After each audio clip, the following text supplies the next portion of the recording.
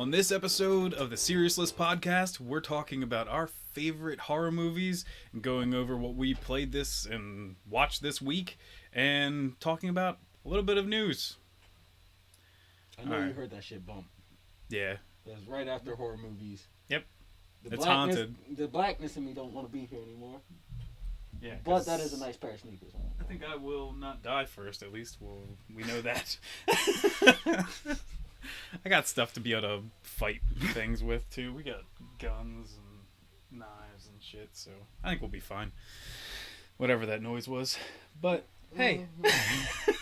And there's plenty of, we got lightsabers, fake foam swords. We don't know what we're fighting, so hey.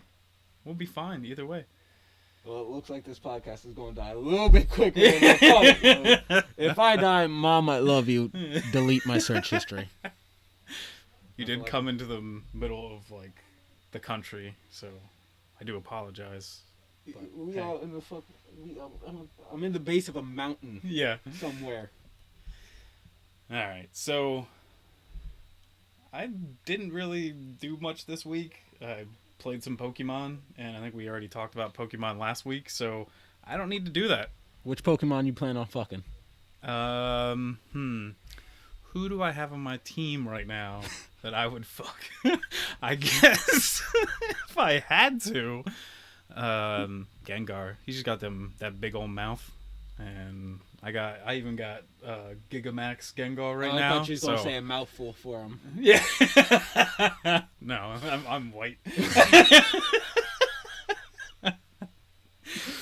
But you did just tell me that you finished The Mandalorian. I did. And I want your thoughts on that, because especially I think it's probably the best thing that Disney's done so far with Star Wars. So I can agree with that. And I very much like Star Wars. So from talking about sex to Mandalorian, I feel like it's actually a good segue. I'm just gonna grab something. All right. Well, I personally think that Mando has a sexy ass voice. I love his voice.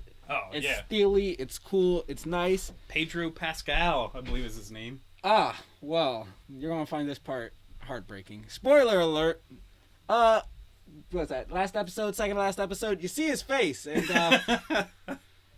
he's not as attractive as his voice would make you believe. Well, actually, if you look the man up, he's a pretty attractive guy. But the thing is that scene does not do him any favors. He's doing that face that people just do for weird Twitter profile pictures where they're like and then he's bleeding from the top of his head, so I don't think that shot does him any. Me and my friend Aaron, we watched it together,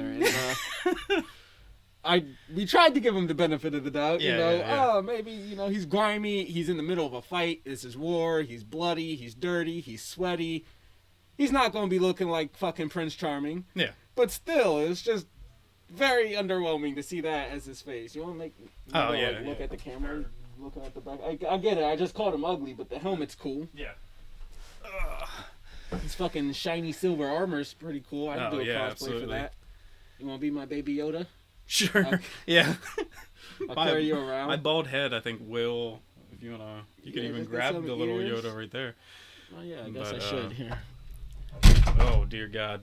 There's Revan's lightsaber. That was the ghost. That was the ghost from earlier. Yeah. There's just a bunch of crap around my desk.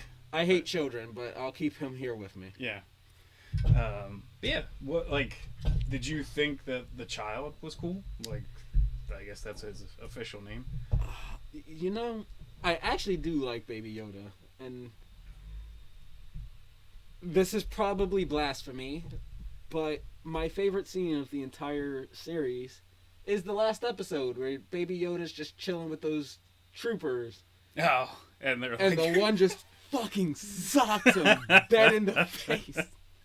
That's actually two stand-up comedians doing that joke, those things, and I can't remember who it is. Or no, they're not stand-up comedians. It's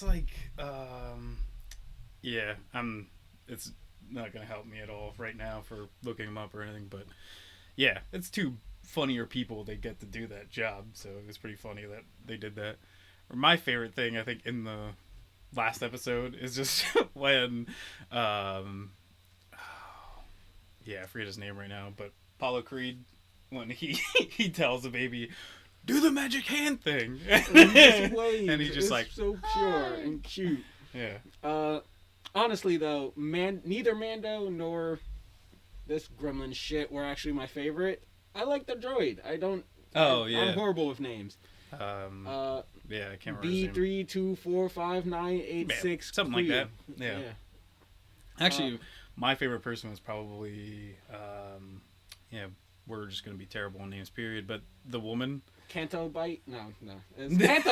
Yeah. Corinthia. But she's pretty cool, and I was so sad when the old man died, because the old man is awesome. Like him with his just like, and I have said it. I have said, yeah. I didn't care that he died. Really? I spent most of his time that he was on screen making fun of him because the doll thingy, the puppet, whatever that they use for him, the mouth flaps reminded me of Walter from Jeff Dunham. Oh, okay. And every time I just saw Walter's face, I couldn't care for him anymore. I just laughed. Yeah, but like, especially even then, like, I don't know if you watched any of the makings of, like, Not afterwards, but they're really cool. Like, it's really enlightening, like, all the, like, how much they cared. And that's kind of my problem with some of the new Star Wars is I don't think they really cared. They were looking for, like, an easy payday.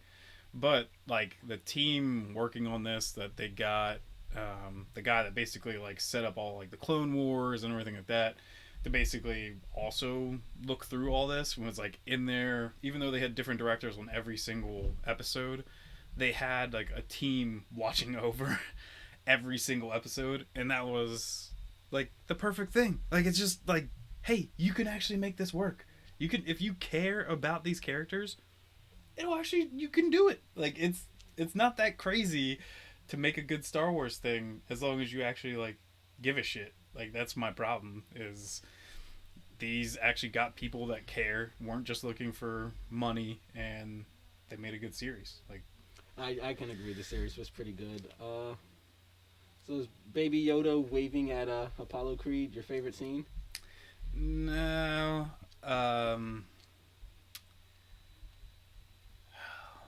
Trying to think throughout the whole entire series, like, what my like more favorite thing is.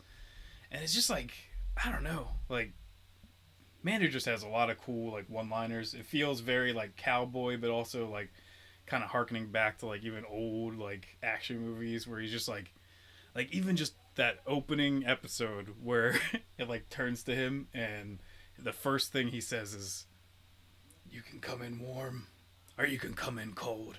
And it's just like, oh man, this is sick.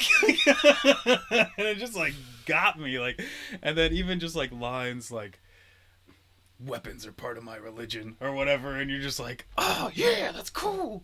And just like, I don't know, I like that he's also a very John McClane kind of action hero, that he can get beat up and everything, because it's kind of cool that his armor gets destroyed while he's there, or even though Mandalorian armor blocks shots, he still gets like hit, and like he still feels it, and like drops back and everything.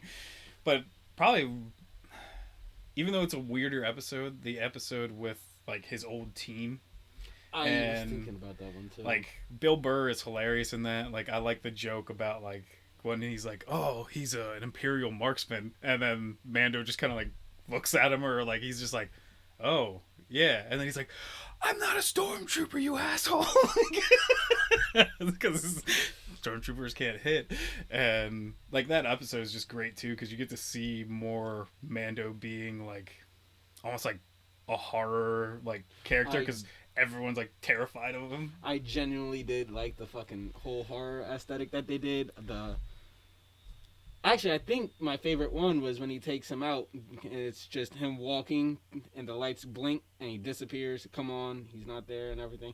I love that scene, and probably anything that isn't horror. It feels really cliched and horror. Not a big fan of it. But outside of horror, I genuinely like scenes like that. They're cool. Still, actually, I found his old crew to be like incredibly annoying. Yeah. But I love that episode nonetheless. I don't know if I have a favorite episode, but I do have a favorite scene. Mm-hmm. It's when Mando and the Shock Trooper are arm wrestling, and Baby Yoda sees them, and he lifts his little gremlin hand. And you're like, oh, he's going to use the Force and force Mando to win the arm wrestling match. No, little man's just like, I'm a choke-a-bitch. Yeah. And it's my favorite fucking thing.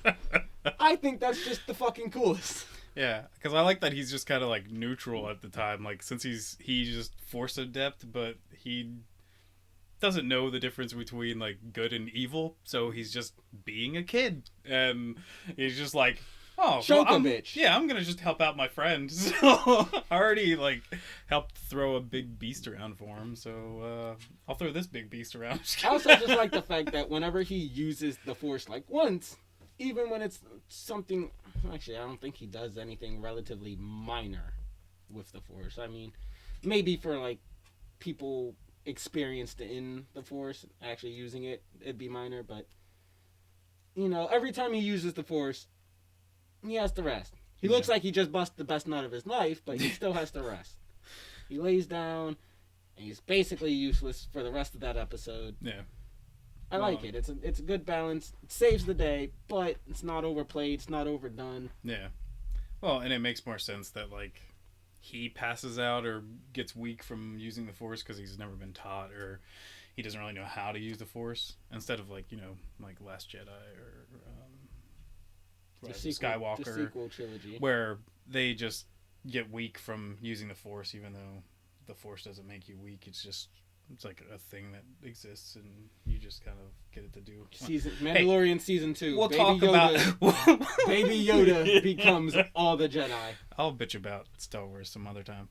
Oh, but and then we'll just throw away everything Star Wars, because now we're over to Marvel.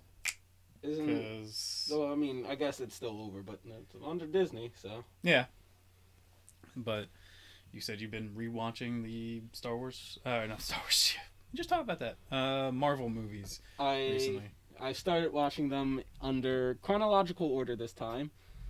So we have watched Captain America, Captain Marvel, sadly, Iron Man's 1 and 2 so far.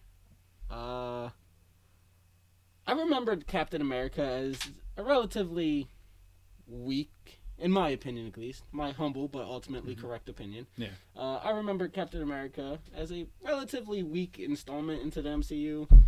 It was a bit boring.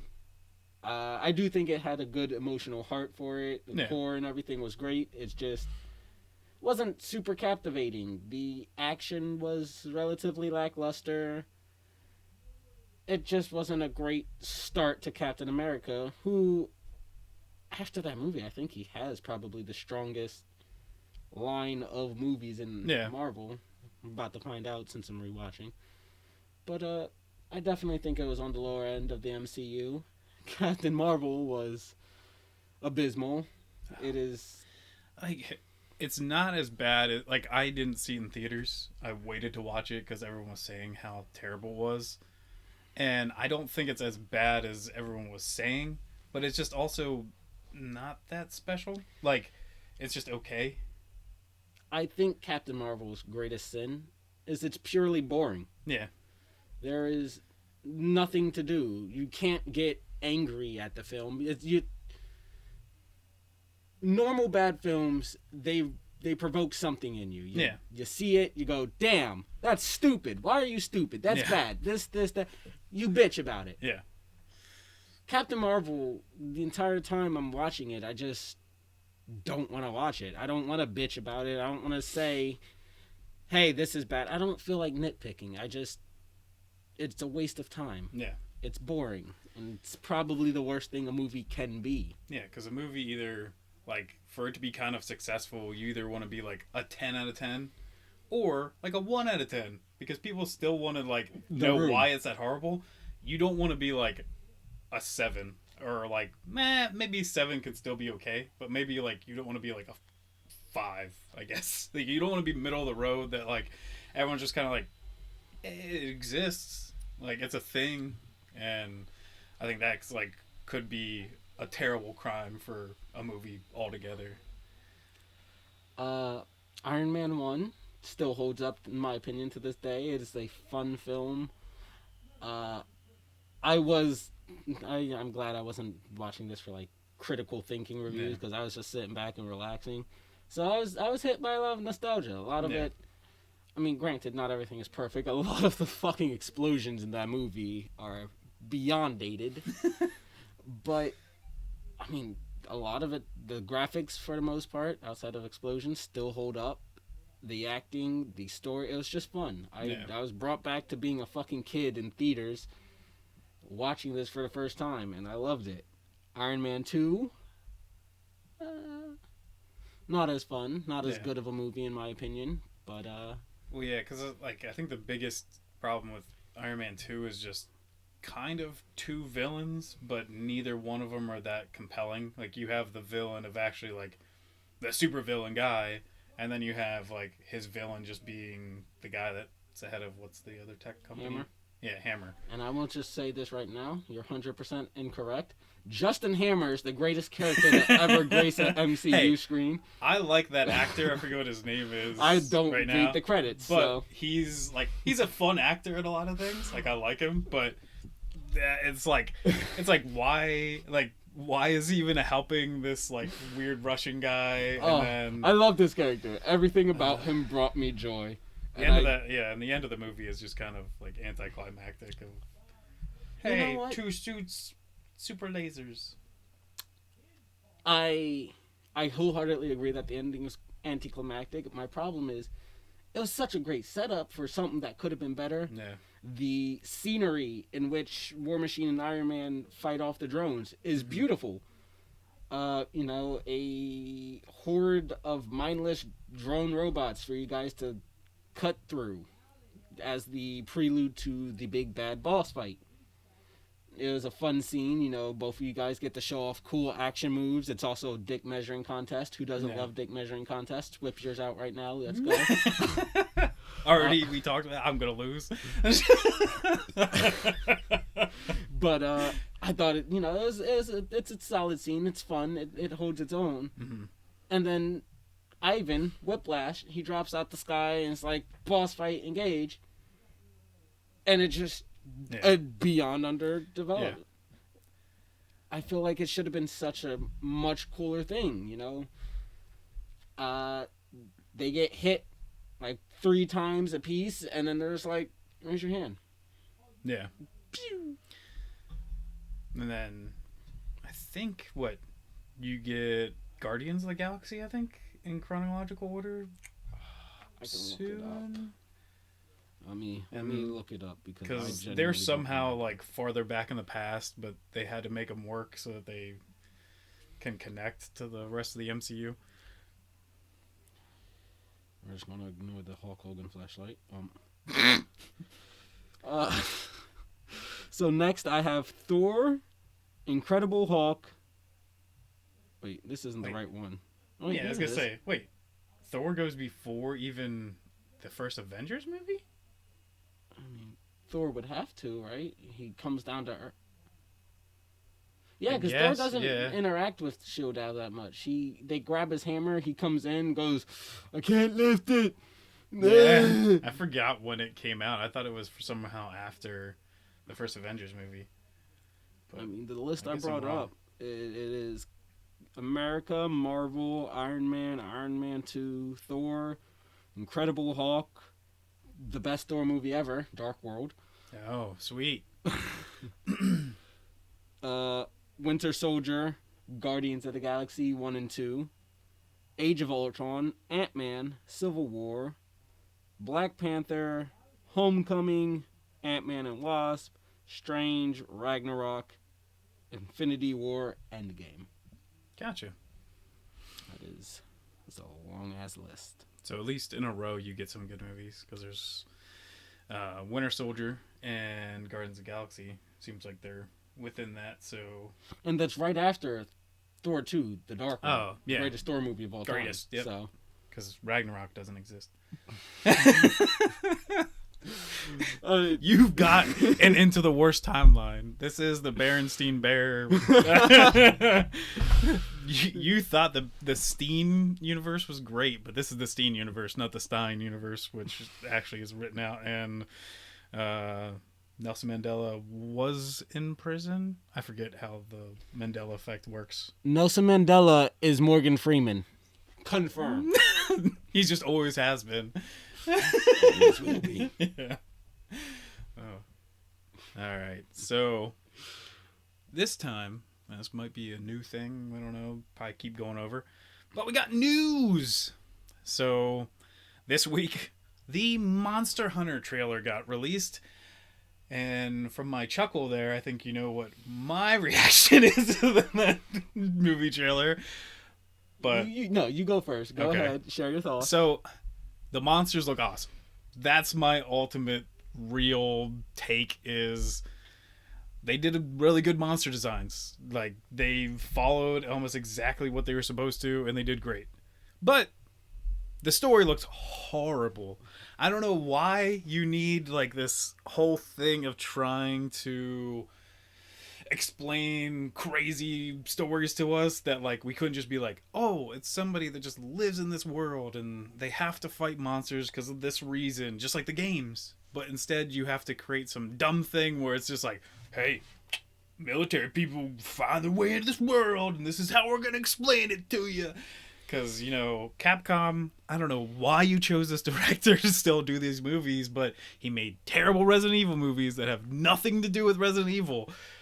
So why trust him with Monster Hunter?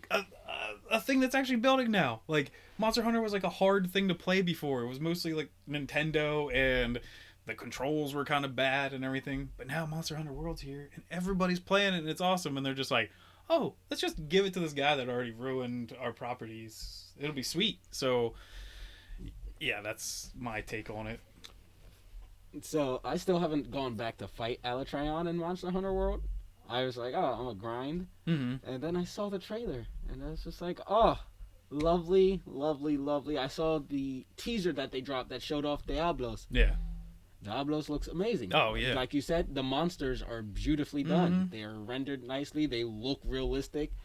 I love the designs.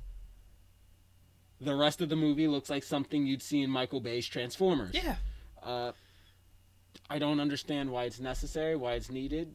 I mean, I don't know. I've been waiting to see some keyboard warrior online be like, well, actually, this plot comes from Monster Hunter Zero Dawn. It's a forgotten Monster Hunter game from 1943, and it's actually based on a real game, so all of you guys who are complaining are just fake nerds.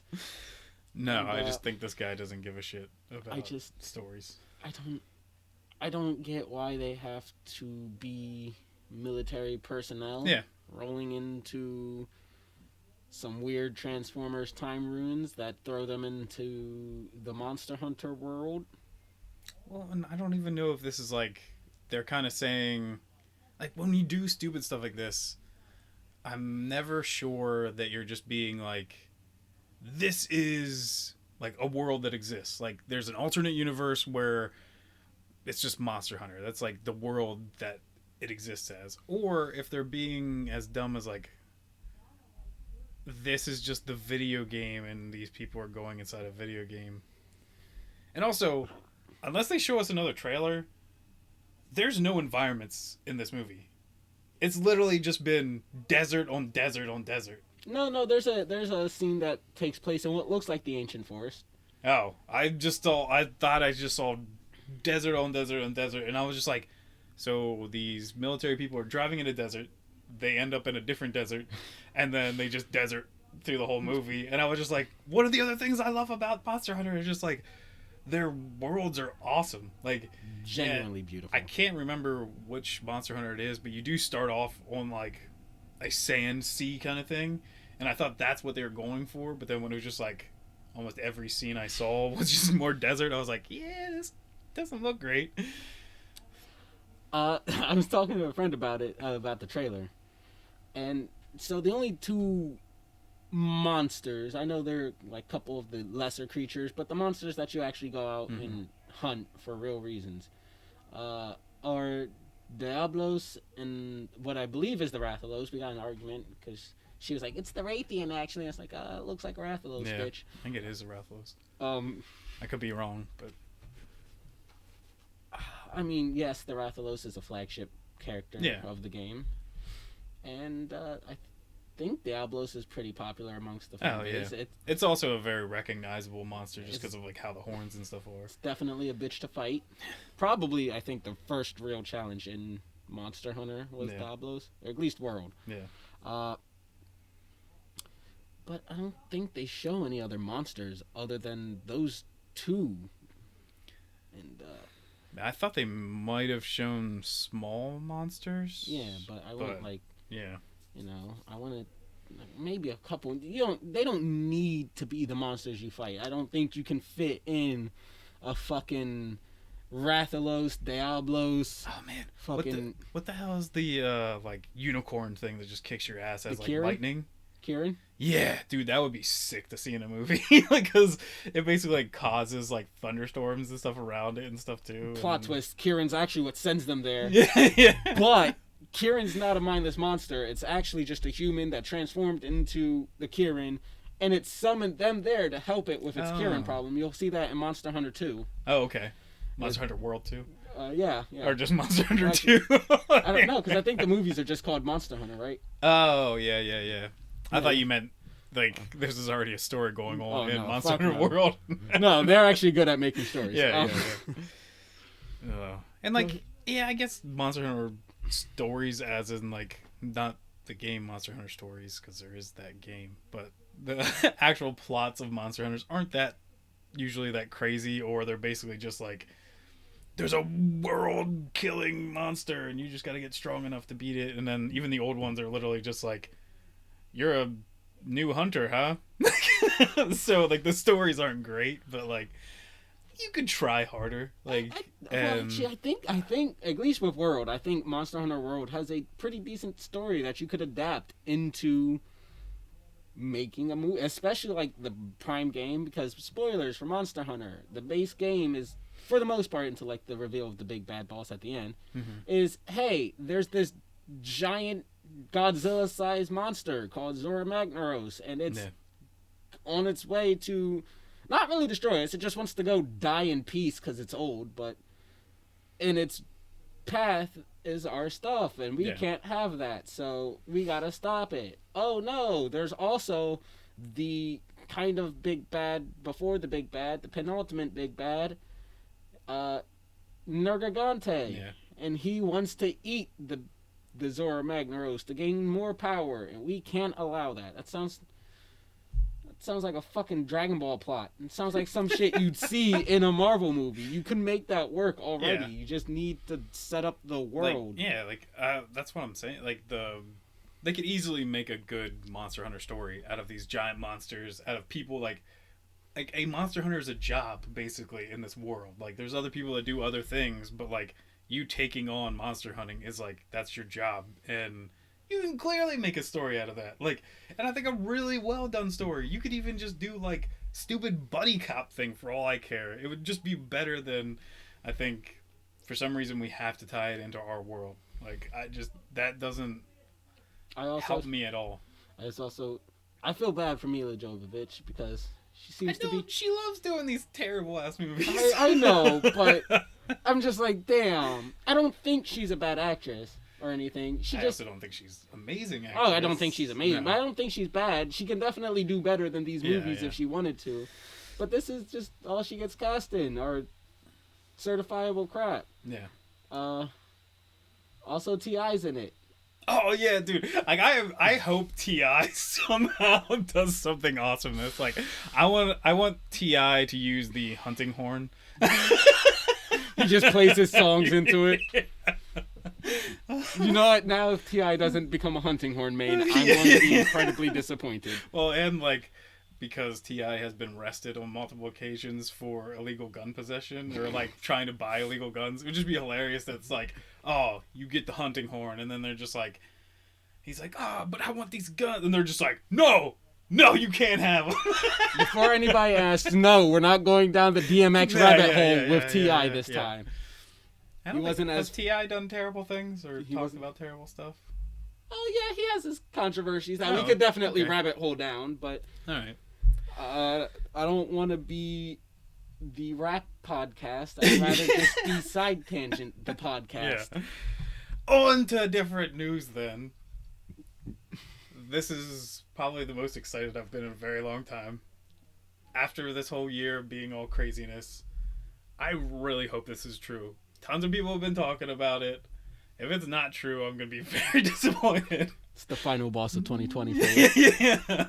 But all 3 Spidermen are supposed to be in the next Spider-Man movie, which just, it's the coolest thing ever. Like, for people that I have also heard podcasts done on, they don't realize that Spider-Verse just exists outside of the movie Spider-Verse. And that this has been happening forever. Like, for some reason, Spider-Man comics have always liked other Spider-Men. Even before the Spider-Verse, they even had clones of Spider-Man. So, it's just cool that we might get Tobey Maguire and Andrew Garfield and Tom Holland all in the same movie. I think that's going to be amazing. And not even just that, I hope that there's more Spider-Men, period. Like, I think it'd be cool if we get a Miles Morales or something in there. But I was like, maybe a Miles Morales that's not Kid Miles Morales. Maybe he comes from Tobey Maguire's world. So it's like a time in his history we didn't even get to see. So I was like, it'd be awesome if he's like the same age as Tom Holland's Spider-Man, or maybe even older. I feel like he should be older just because Tom Holland's got deleted during the snap. Yeah. I feel like maybe throw him in his like early 20s. Yeah. I feel like that's the safe bet. Even like I said to my brother when we were talking kind of about this, and I was like, Donald Glover, also known as Child Gambino, wanted to be Spider-Man back in the past. He was asked in an interview, and he said, like, if I could be a superhero, I'd love to be Spider-Man. And then people, like, tore him apart. Like, there's no black Spider-Man! Like, they were getting so angry. And the thing is, like, at the time, this is back before even, like, Miles Morales, I think, existed. So, he was, I guess, kind of being controversial. But he's just like, it's a character that's in a mask that could be anyone. Yeah. So why can't I be Spider-Man? I wholeheartedly agree with that. Because Spider-Man was the one person I wanted it to be when I was a kid. Yeah. And then it became Venom. And then there was the time I wanted to be Ghost Rider. Nicolas Cage, help me. I thought you were going to be like, well, then Nicolas Cage ruined it for me. No. I absolutely love how stupid those movies were. Yeah. But that's a side tangent for a different episode. Like, I think even to be just, like, cool with, like, a bunch of just crazy stuff, like, take the Emma Stone's Gwen Stacy. But since his is dead, just have her acting as Spider-Gwen from another universe. Because we already have a Gwen Stacy. Well, we also had the Gwen Stacy from, like, Spider-Man 3, I think. Yeah, but Sam Raimi's. I wouldn't really worry about her. Like, she's also dead now. Yeah. Peter just chose not to save her. He's just like, I'm too busy, I'm sorry. I wanted to get that sweet black haircut back. But it's just like, I think this is probably the coolest thing you could do. I know a few years ago we were even thinking that we wouldn't get any more Spider-Man movies, and Spider-Man is my favorite character, like, in Marvel. When, like, he showed back up in Endgame. Venom gay. And when he showed back up in Endgame, I screamed in the movie theater. I was like a child, and I was just like, Spider-Man! Like, I was just so excited. I was just like, this is so great. Like, when he swung through that portal, I was just like, like, I don't know why, but, and, like, I like Tom Holland. I think he's a pretty good Spider-Man. I do kind of get annoyed by his voice, because, like, he has to be trying like crazy because he's actually British. But it's just, like, super kind of whiny. Like, I hope he kind of grows up in one of these movies, because I can't deal with it. But I think, actually, like, even though the movies weren't amazing, I think my favorite Spider-Man, and even by like went back through like even like a thread of like the cinematography and stuff, is the Amazing Spider-Man movies were actually kind of great. Like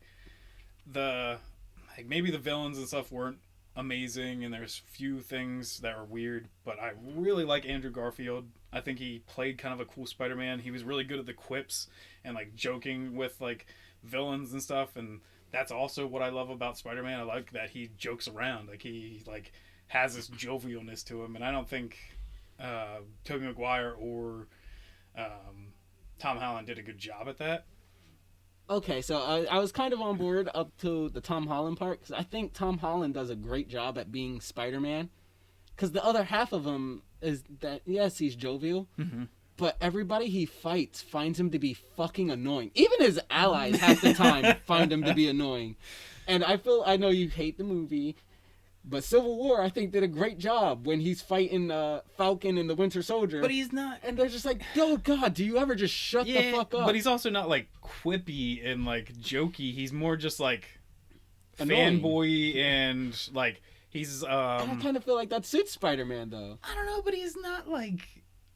They also make him kind of, like, way too childish or something, or, like, doesn't know how to act all the time. Like, he's just like, oh...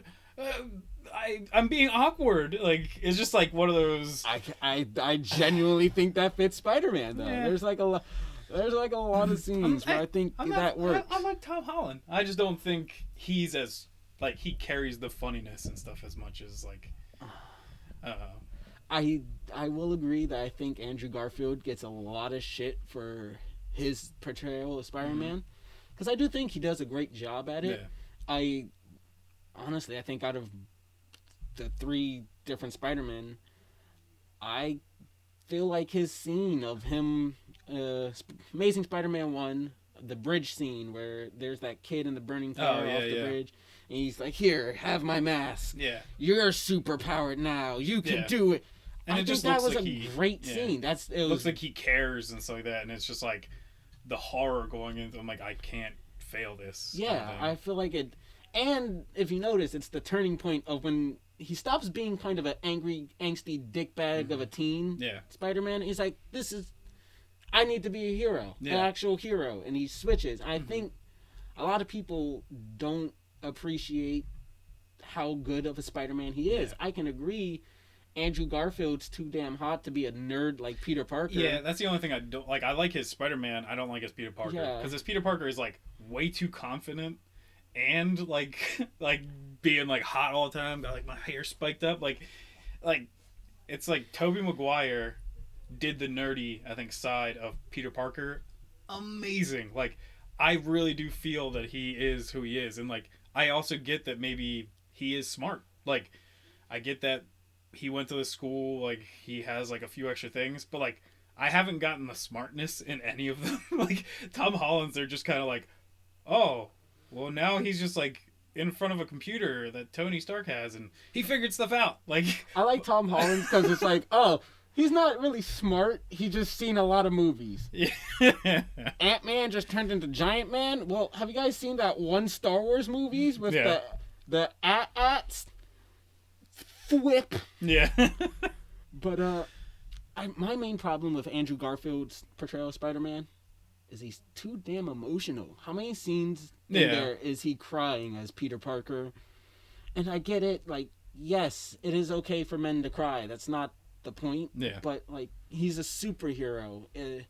Like, the big thing about him is he's putting everybody's weight on his shoulders, and he carries it. So when he does break down and cry, it seems like a very monumental and important moment. And when Andrew Garfield's crying in every other scene, well, it doesn't seem as significant as when Tobey Maguire breaks down, because everything with not Gwen Stacy, MJ. Yeah. Or when fucking Holland breaks down because he doesn't feel so well, Mr. Stark. Yeah. I did feel that scene quite a bit. It choked me up. I was one of the first people to meme that shit. I'm not gonna lie. Yeah, so it's just gonna be cool. Like even maybe Tobey Maguire's Spider-Man can actually be like confident now. Like he doesn't have to be the nerdy one. He could be, because well, we have to deal with them at the ages that they are. He could technically be the Peter Spider-Man, huh? Peter B. Parker, for Spider-Verse references. Oh yeah.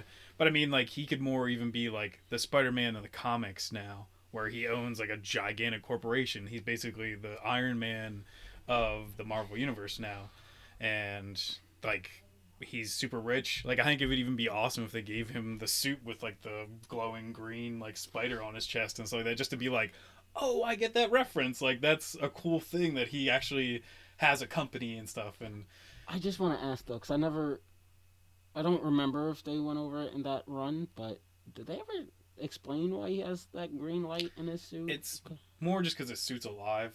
It's also like a nanotech suit, and okay. I don't think they really explain that like that's the power source or anything. It's just kind of like his suit's powered. Like, period. I guess it's like just like the arc reactor in. Look, red and blue for me has always been like pretty iconic, just because Spider-Man. I've been talking about Venom, so you know. I mean, I grew up. I did the wrong side of my face to hide that. yeah, you did. I mean, I grew up liking Spider-Man first, and then as I grew older, I was just like, Venom's fucking black meter. Suit Spider-Man is pretty sick. Oh yeah, but like I do think the blue and red is iconic. I just think green is a really ugly color to throw into that mix. So it is kind of weird, but I mean, it's just like it would just be an easy way of being like, hey, that's how you can figure out which Spider-Man this is, or like what he's what like timeline he's in or something like that. And like I think it'd be cool if they do different stuff with them, like not just so that like they show up in their spider suits from the movies, but I want the Spider-Man, the animated series Spider-Man. There was a time travel crossover episode where they did the Spider-Verse yada yada yada. Mm-hmm. But I want to say there was a billionaire Peter Parker who just had like this diamond metal blinged out spider suit, and I kind of want to see him as that, the armored spider. Yeah. I feel like that would work. It'd be kind of fun. Yeah. Well, and even like, man, if they went just nuts, like, don't even think about like Spider-Pig. We got like super weird, crazy Spider-Man. There's like Spider. Yeah. Now. There's spider frogs. There's like the spider cop guy or whatever. There's like just Spider Punk. Super weird things, and like Spider-Man 2099 we could have and everything. Like that would be hella neat. Yeah, like especially if they give him like the claws and everything. Just like it just looks so sick. Spider-Man. No. They already gave Tom Holland the little underarm. I do dig though that when that happened in Far From Home, I was like, oh, sick! Like yes, like that was just such a cool moment and stuff like that. And I was just like, I understood that one. Yeah. And actually, like, just a quick review. I think. I know after Endgame, it's kind of weird to like, oh yeah, we just have to go back to regular Marvel movies, but I still liked Far From Home. Like, it was kind of like hit or miss in different parts, but like I liked the humor. There was like the humor with the whole like, Night Monkey thing and everything, and that was just kind of like a cool little jokey kind of stuff to it, and Peter looking like he was getting sucked off. That kid found him in there with that lady, and then him almost killing him. I did like that you almost killed him. And like just all that stuff was actually like really cool, and like for any normal comic book fan, we all knew that Mysterio was going to be the bad guy, and it didn't really mean much to us. We weren't just that blew my fucking mind. What? Like, I thought they were going to do. I thought he was the good guy, bro. Yeah. He wears a fucking fishbowl on his head. His name is Mysterio. Rey Mysterio is one of the few wrestlers that can just stay face and everybody will love him. Yeah. How can he be evil? Yeah. But hey, it wasn't actually a bad movie. Also, his name was Clinton. That was kind of a dead giveaway. What is the best Spider-Man movie? We don't have to go in full discussion. You can just toss it out there. I mean, I have to like rewatch all of them to like critically watch all of them. Be like, oh well, this is good, blah blah blah. But because right now most of me is just like, oh yeah, list off like one of the Sam Raimi ones because nostalgia. You feel the most when you watch them. I think those movies are kind of bad. I think even though the horror movie I'm talking about later might be from Sam Raimi. Spider-Man 3 is not probably the best Spider-Man movie that ever God. exists. It has Venom in it. What more can you? Actually, I think Venom was a mistake to have in that movie. I'm not gonna lie. I don't think it was a mistake to have that movie. It was just like they got the wrong guy to play him, and they also just why make the suit more complicated by having it have to be like Spider-Man's suit when you could just have the spider on it.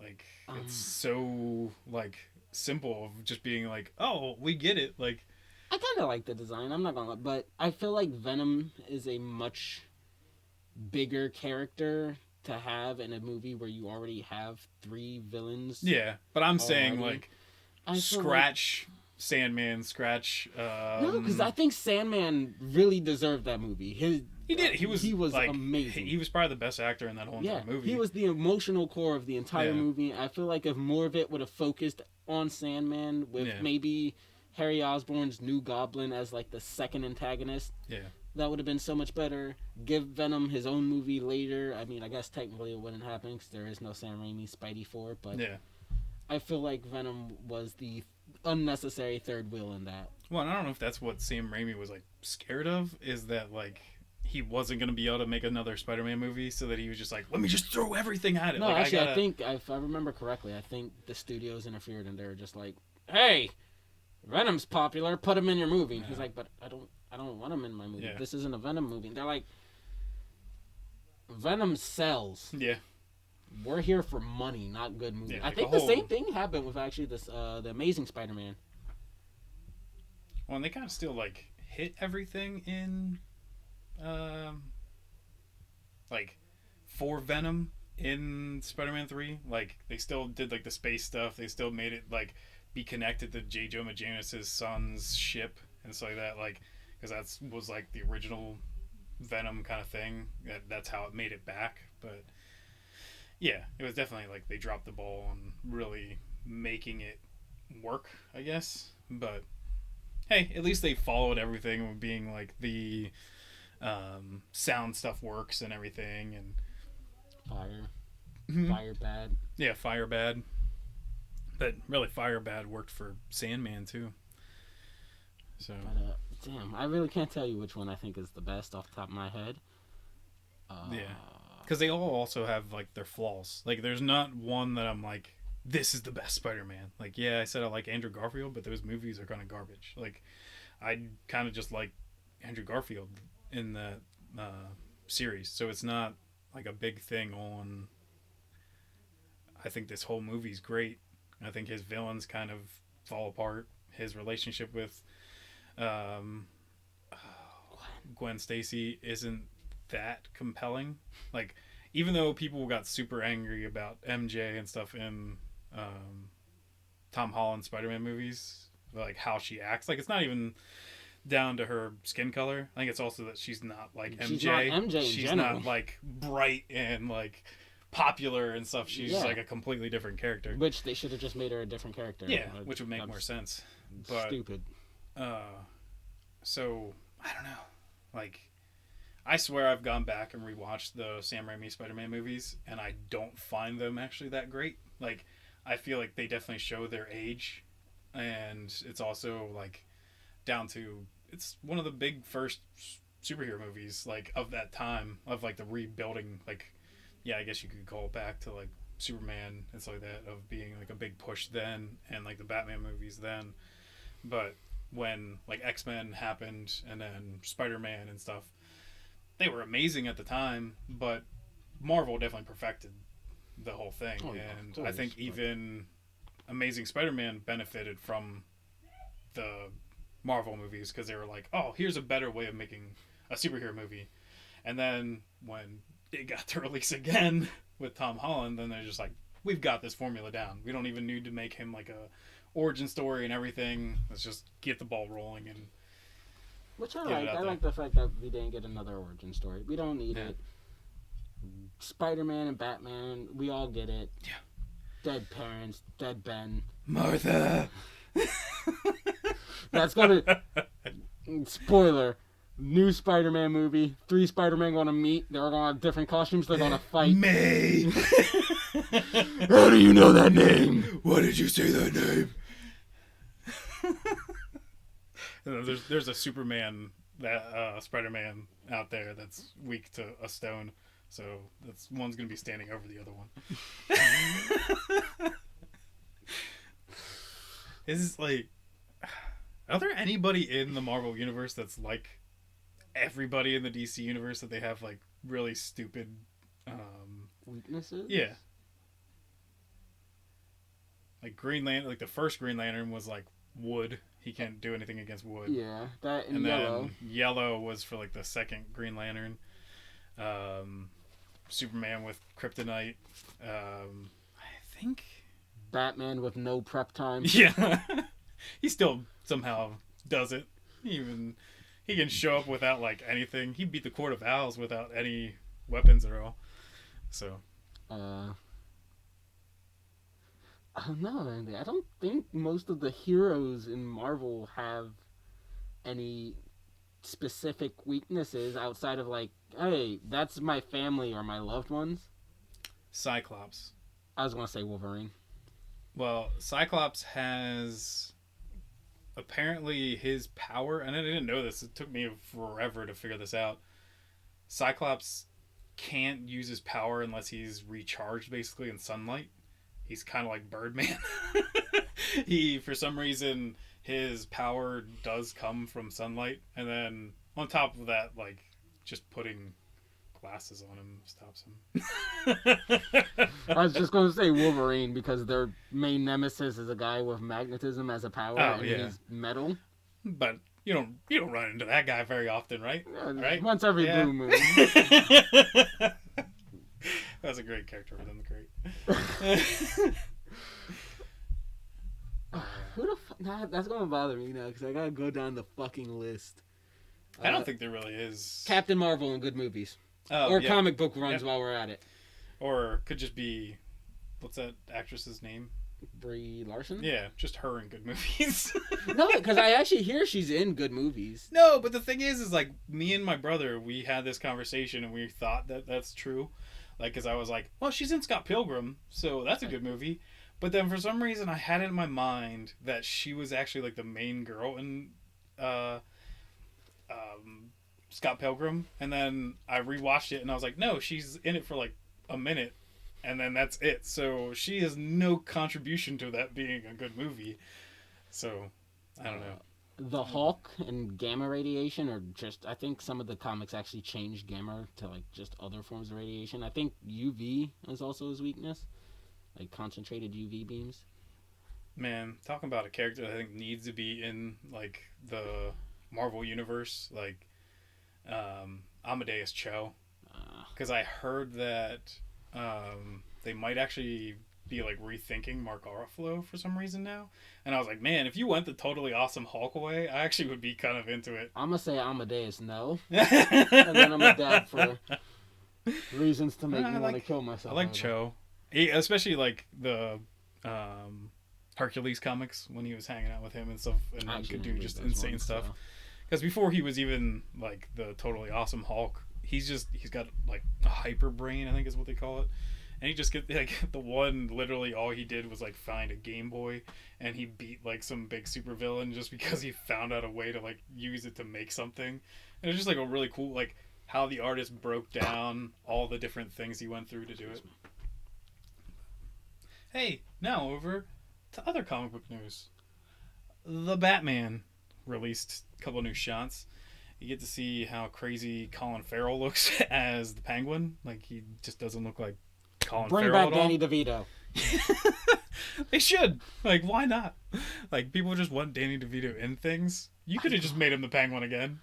No disrespect to Colin, but yeah. Danny DeVito for life. He has my heart. I love that man.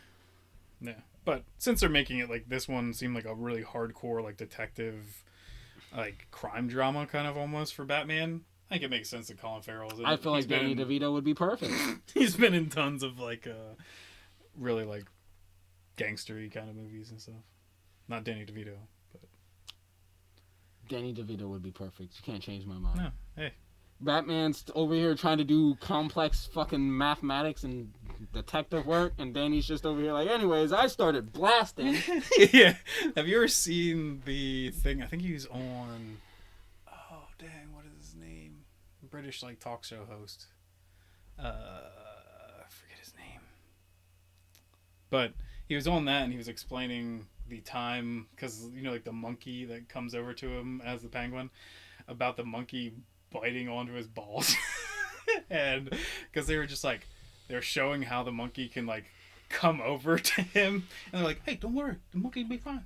And then they're like, they release the monkey at him, and apparently the monkey, like, because it was going to the trainer just fine, but when the monkey saw him as the penguin, it just like lost its mind, and so it just like ran over, jumped, and just bit on his, like, at least he had like some prosthetics here, but it just like chomped on his nuts. And they were just like, oh my god, like he was terrified, and they're just like, all right, well, let's set this right back up and let's shoot. So they still made him do another shot with the freaking monkey, and after like almost attacking his nuts. So Danny DeVito, the hero we need. Yep. Make him the penguin. Though I will admit that Colin does look pretty neat as penguin. Yeah. He looks like a more realistic penguin. Mm-hmm. It's not as cool as Danny DeVito's, but Danny D's the king.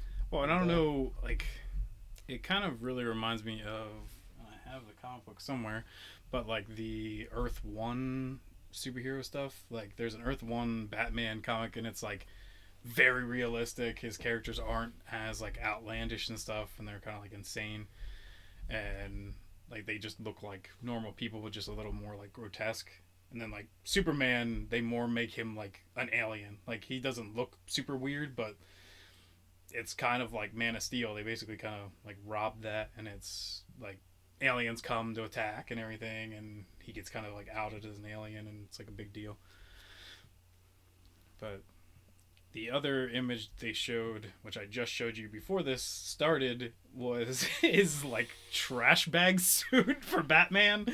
I assume it's just for like a glider or something, but hey, we can go a little unrealistic and give him a cape that gets super rigid, like in the Dark Knight movies, and just do that, because this looks terrible. I hope that's not what it's going to look like in the final movie.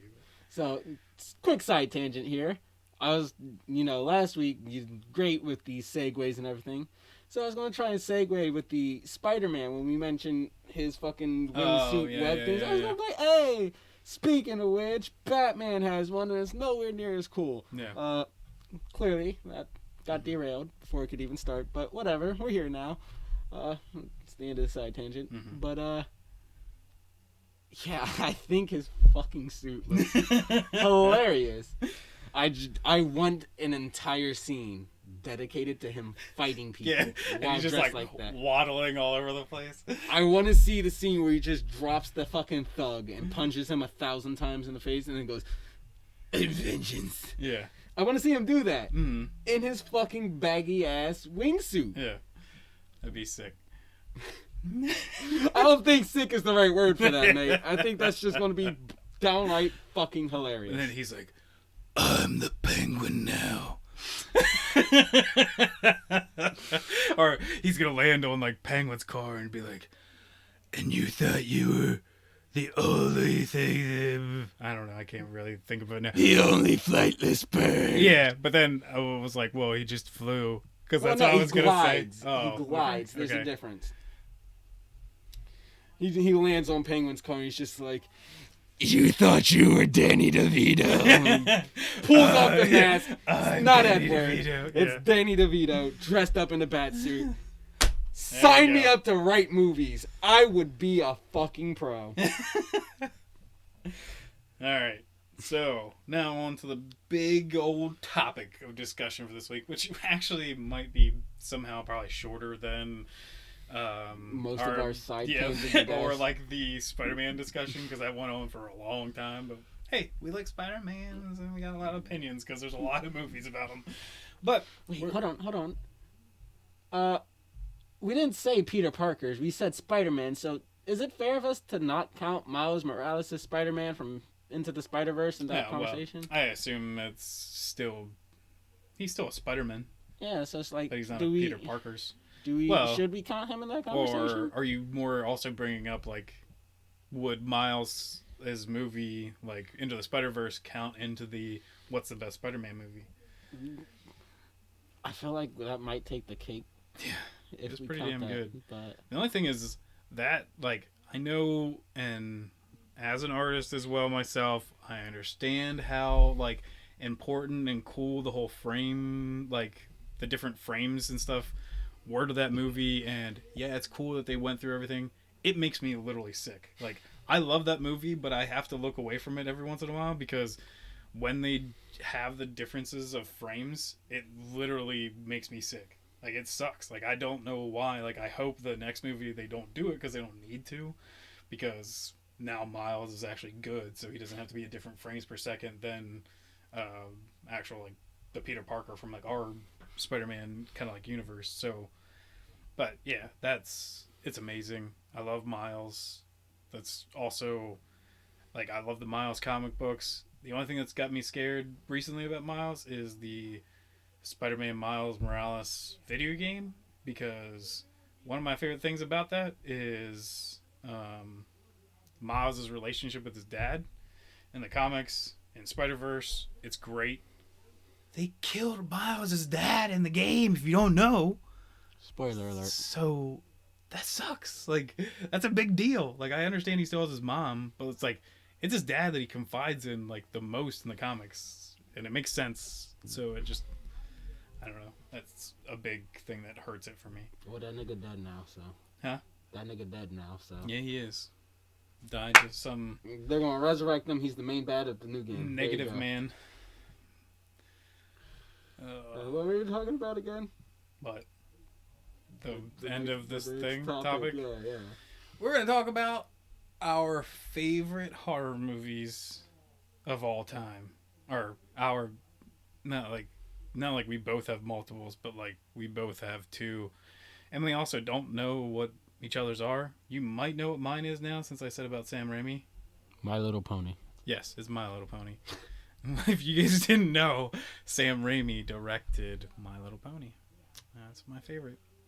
So do you want me to go first, or you go first? Go ahead. Okay. So, my favorite horror movie ever. It spooked me when I was a kid. Still gets me now. It's a great movie. And that is The Evil Dead. The first one. Like, the remake is also amazing, because I have to, yeah, that's the thing, is you have to do that since there's a remake. But that movie is just like, it's like got that kind of almost like slasher vibe, kind of, because it's like a bunch of kids go to the woods and stuff like that. But it's just like this cool building tension of like the whole entire movie, and it's like as people disappear, and they, like, especially for the time, I feel like things didn't get as grotesque as like kind of what that movie was going for.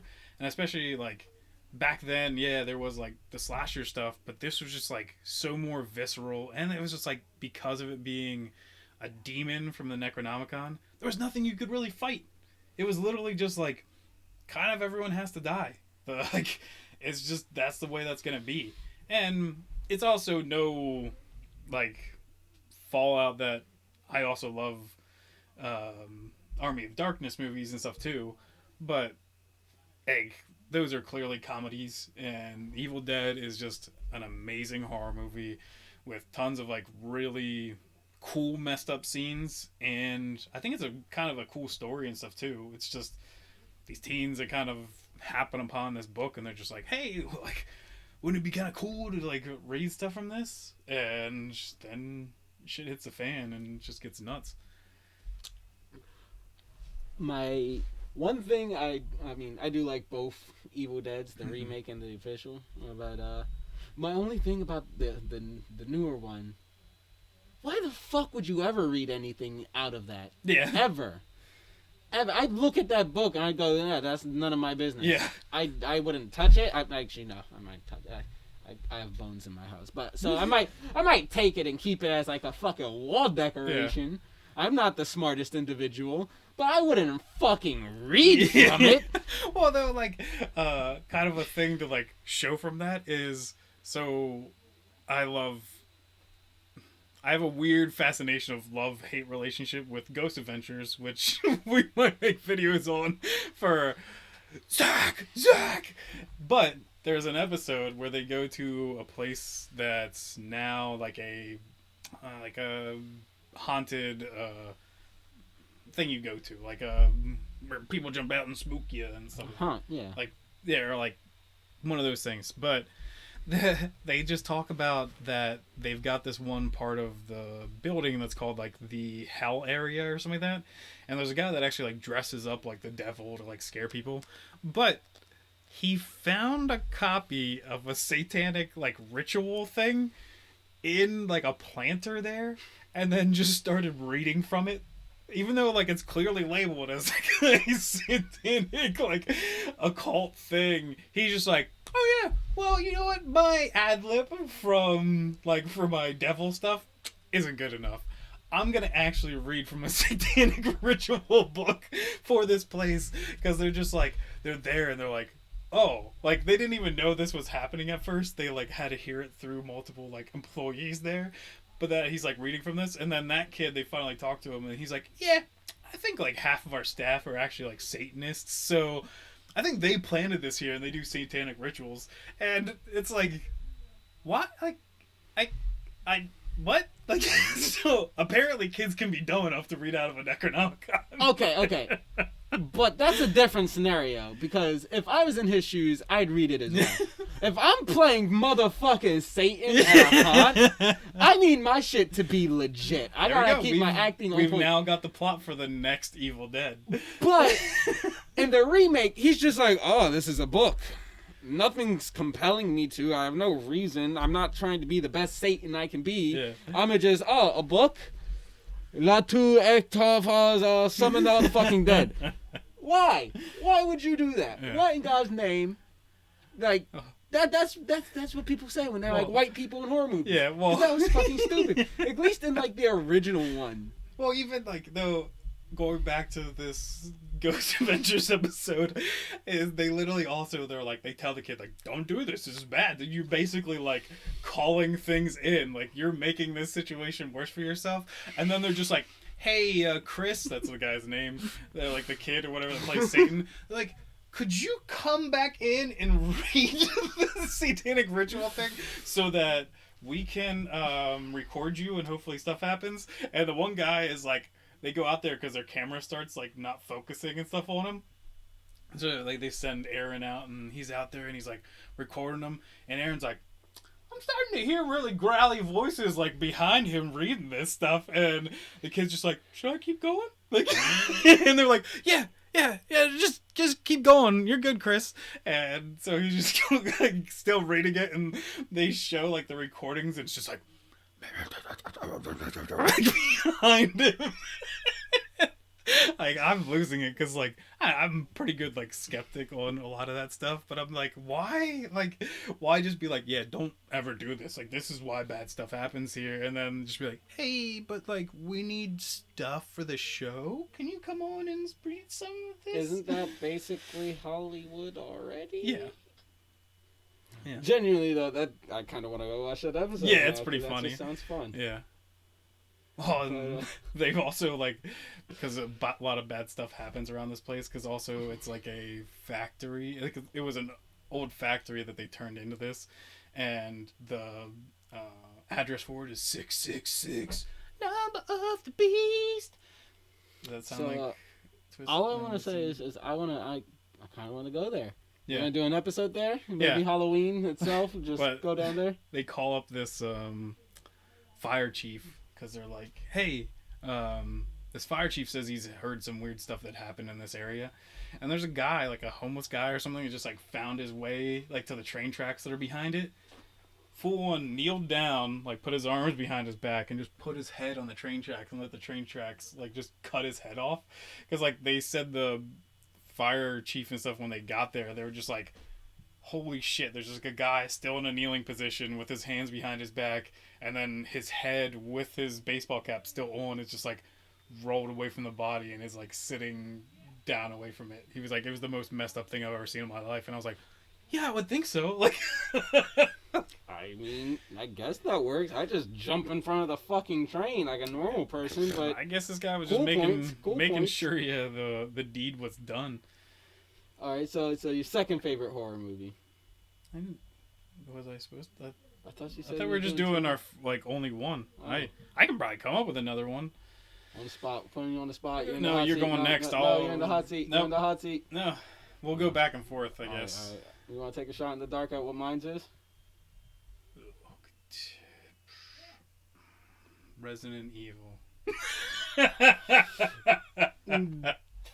Far no. Hell no. Maybe even bordering into the lines of fuck no territory. Does it have a zombie in it? No. But I will say, I grew up watching Resident Evil before playing the game. Mm-hmm. So I was very fucking confused when the game was nothing like the movie. Yeah. Because I was still young enough to not understand that. Which, thank God, I did grow up playing the Resident Evil games and then watched like the first Resident Evil movie and was like, never again. And then I still kept watching them and was still like, why are you doing this? I was Team Silent Hill. And our movies aren't great, but they are better than yours, so. Yeah. Like, actually, the first Silent Hill movie is actually pretty decent. I think they're decent at best, especially for video game movies, but they're nothing great. Like, they miss kind of the point of, like, who Pyramid Head and stuff is to the characters in Silent Hill 2. But he's just an iconic character. Like, Silent Hill really doesn't have iconic characters because it's just like, what is this person going to deal with? And I guess just Fog is the character of Silent Hill. That's basically like it. Yeah, okay. I will say the first one was definitely better. The second one was Silent Hill, Edgelord City, and neither. I mean, I guess I could put them in like my favorite if it's the case of like maybe bad horror movies. I mean, horror movies that aren't good. I could throw the first one in there. Yeah, you could do much worse on horror movies, but what you got? John Carpenter's The Thing. Awesome. I loved it. It's very good. I seen it growing up, and I genuinely love all of the body horror, the gore, the fucking practical effects. Yeah. That's where it's at. That's what started my love for practical effects in movies. That shit was just fucking amazing. I really didn't even care about the characters. That was probably what started my love of I hope the monster wins. Yeah. Kill all of these people.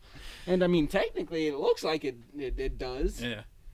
So, I leave a happy camper. Yeah. Two fronts. That is a great movie. Like, yeah, you can't beat, like, because when they tried doing the remake for, which is weird that both of our favorite horror movies have remakes and we chose, like, the originals. Is it really, though? Huh? Is that really weird, or is that just No, but I'm just saying, like, it's just, I don't know. Like, there could have been, like, we could have just picked something that is so out of there that's like, oh, yeah. Like, yeah, my favorite horror movie is The Babadook. Yeah. But yeah, there's also, like, not even, I guess you also have to talk about the book, The Thing, but... And there's a movie that came before John Carpenter's. Yeah. But it's like, it's crazy how much, like, people do kind of retake that same idea. Like, because I was actually telling someone the other day of kind of a movie that I like as a horror movie that's kind of more like a sleeper kind of one that I like, and that's Dreamcatcher. And Dreamcatcher kind of has the same kind of, like, weird thing of, like, who's possessed kind of thing. Like, one of us here is trying to kill everyone else here. And I think there's another movie with, like, Samuel Jackson that's kind of, like, the same. Where it's, like, passing, like, the serial killer's, like, mind to different people. I've never seen that. I forget what it's called. No. But there's definitely other movies and literature and games even with Among Us. I'm not gonna lie, the entire time he was talking I was just thinking of John Carpenter's The Thing, but with people going, hey, he's kind of sus. Yeah, he's kind of sus. Fucking dude with a flamethrower. I'm not sus, purple sus. Yeah, the thing is, like, it's a masterpiece of old school, like practical effects and stuff too. Like, I loved it. Yeah, and even though you said you don't care about the actors, like I do, there's I do, good I acting do. in that. The acting is good. I was just like more so in the sense of I wanted them to die. Mm-hmm. I wanted the Thing to win. I'm a horrible person. Yeah. I typically want the villain to win in a horror movie. Mm-hmm. It's fun. Yeah. I do think the acting in there was really great though. I just loved the entire movie. There's great suspense. I liked a little bit of wit with the iconic blood scene, and when it just goes Fee! Yeah. Loved it. Loved just about everything about it. The remake is, I mean, as far as remakes go, I've definitely seen worse. Yeah. All the practical effects that I loved as a child and still love to this day because they're eerie and off-putting, were replaced by CGI. Terrible CGI, yeah. But I actually think the fact that the CGI was terrible actually makes the designs a little more creepy and off-putting. Yeah. So I'm in like this weird thing because the CGI is so bad that it's this uncanny valley effect where you're like, I can tell what you're going for, but it doesn't look real enough. Yeah. I think that's also part of what makes the practical effects so good, too. Just, practical effects are 10 times better. Mm-hmm. Leagues better. Dimensions better. Yeah. Well, and then if you do want me to pick another of my favorite horror movies of all time, it's going to be another movie with practical effects, and that is Alien. That was my number 2 spot. Yeah, that's a good number 2 because I also picked it for my number 2. So we can just talk about that movie. That movie is just like, it's just, once again, other things stealing from stuff of just this like, holy crap, something stalking us through this whole entire movie. And then also like, for horror games, for horror movies, whatever, I like when someone can fight back. Like, even in Evil Dead, he finds a way of basically, like, stopping it. He cuts off his arm and stuff like that and kind of hides it under the ground just to get, like, rid of it. But, oh, man, like, I always say her name wrong. Ripley, right? Ripley? Yeah, because of some reason I want to say Ridley. And I'm like, no, that's Ridley Scott? That's the, yeah. But Ripley is just badass character, and like for a time when like, and it feels weird because I'm not usually a person to bring this up, but like for a female character in that time to actually be that much of a badass, like, yeah, I know we also got like Sarah Connor around like that time, but like she is just such a badass when like in that movie and just like staring that thing down, and it's just a damn good movie. Like I don't know what to say. So I like Alien. I love Ripley, and now, at the time, Alien, when I first watched it, it fell into that category of I love the characters, still want the monster to win. It didn't happen, and you know what? I was okay with it because Ripley is an absolute badass. So then, what was it? Was it Aliens? The one that they kill off Ripley and they replace her with like that clone like thing? The clone. I think that's... Is that 3? Is that the end of Aliens? I can't remember. Well, they killed off Ripley, and I was just like, how dare you! This is unfathomable! Yeah.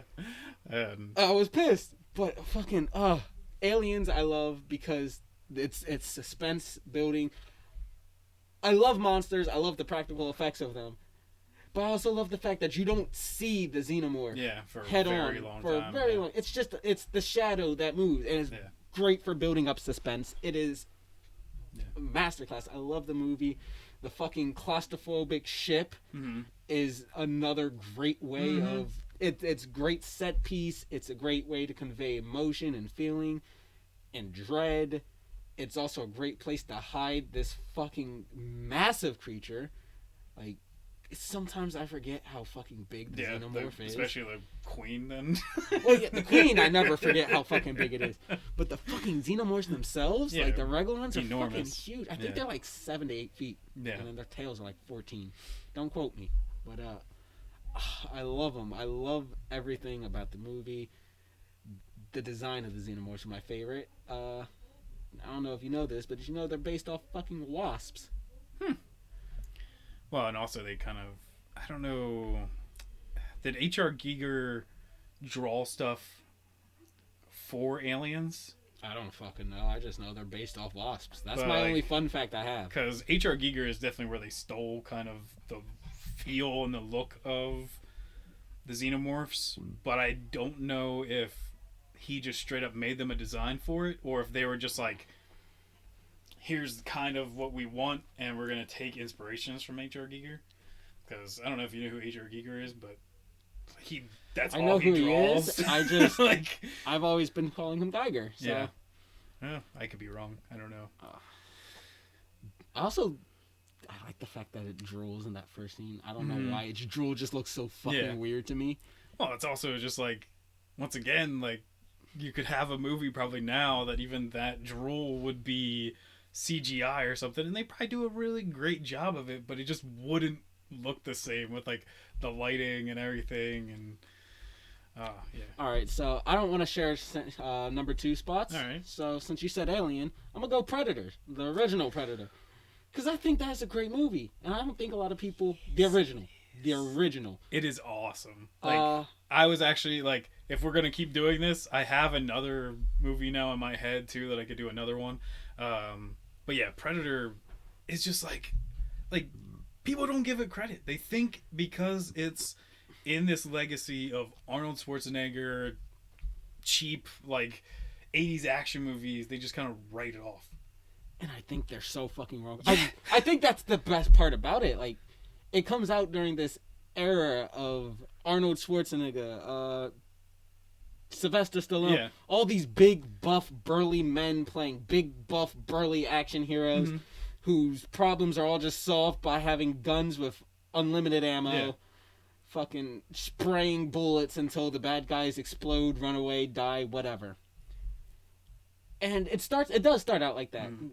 Your fucking unit is a bunch of big, buff, burly badasses with big, buff, burly guns.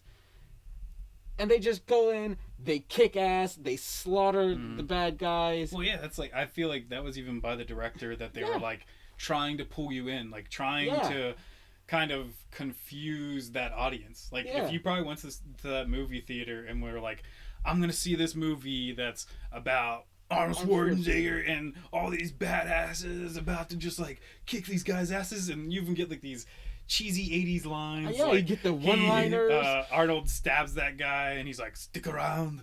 And like, that's actually kind of solid. Yeah, and like, because he's trying to pull you in and like give you a false sense of like, this is some super crazy like testosterone action movie, and then it just switches. Like, it just like that. All of a sudden, they go from these badass action heroes to being the prey. Yeah, and I love it because they establish them as these badass 80s action heroes. They show you these guys slaughter a fucking whole armada that outnumbers them, and they do explosions, spraying. There's dead bodies all over the place. So all that badassery that you just accumulated for them immediately goes to the Predator, who you don't even see for the most of the movie. The Predator's invisible, and you just see those weird globs of fucking, hey, I know you're there. I don't know what the fuck you're...